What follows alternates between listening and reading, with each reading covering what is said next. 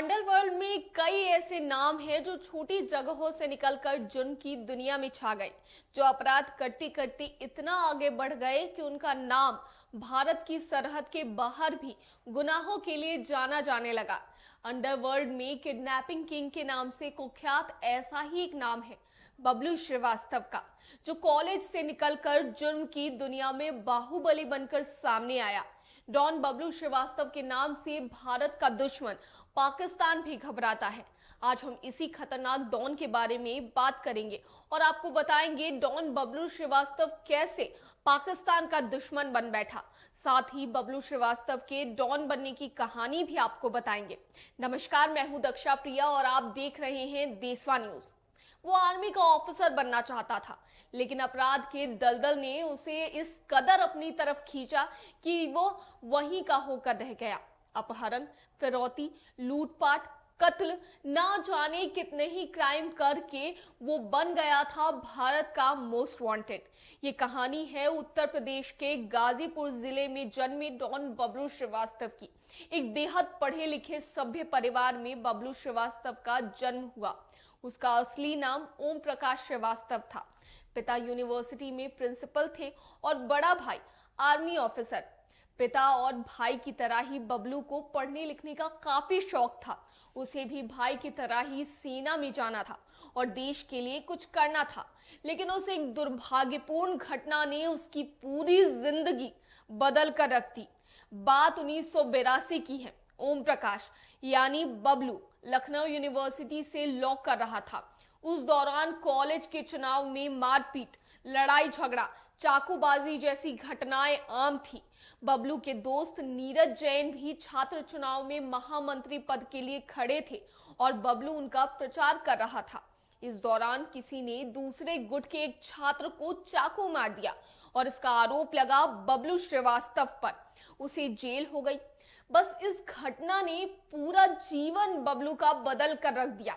सेना में जाने का ख्वाब देखने वाला बबलू जब जेल से बाहर आया तो पूरी तरह से बदल चुका था। इसके बाद तो कॉलेज में एक के बाद एक न जाने कितनी मारपीट, झगड़ों और लूटपाट जैसी घटनाओं में उसका नाम आने लगा।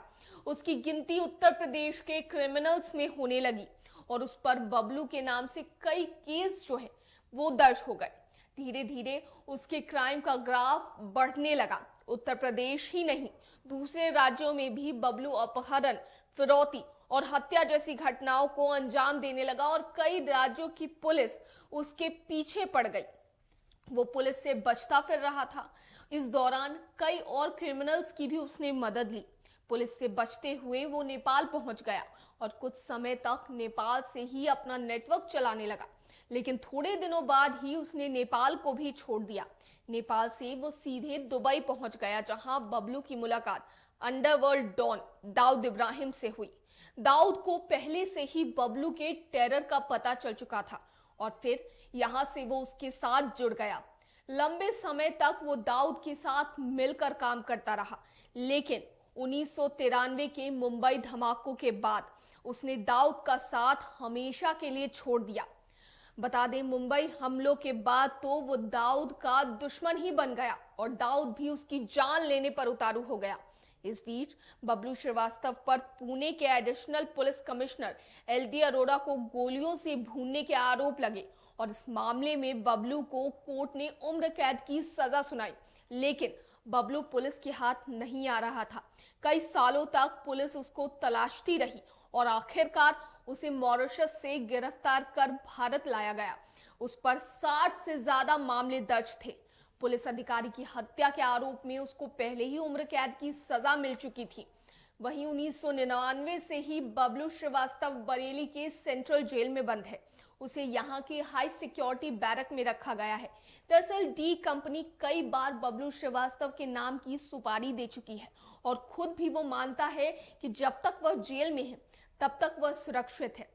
ये तो थी बबलू श्रीवास्तव के डॉन बनने की कहानी।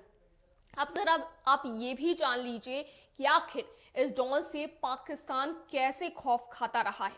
पाकिस्तान ने बबलू श्रीवास्तव को रॉ का एजेंट बताया है।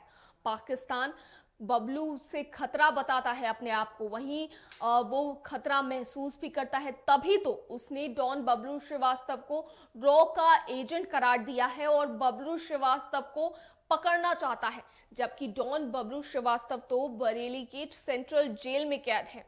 देशवा न्यूज में फिलहाल के लिए इतना ही। बने रहिए हमारे साथ देश और दुनिया की तमाम खबरों के लिए। धन्यवाद। सिर्फ खबर दिखाना देशवा न्यूज का मकसद नहीं, देशवा न्यूज की कोशिश है कि समाज की सूरत बदलनी चाहिए। न्यूज पर वीडियो देखने के लिए लाइक करें, सब्सक्राइब करें, साथ ही बेल आइकन दबाना न भूलें।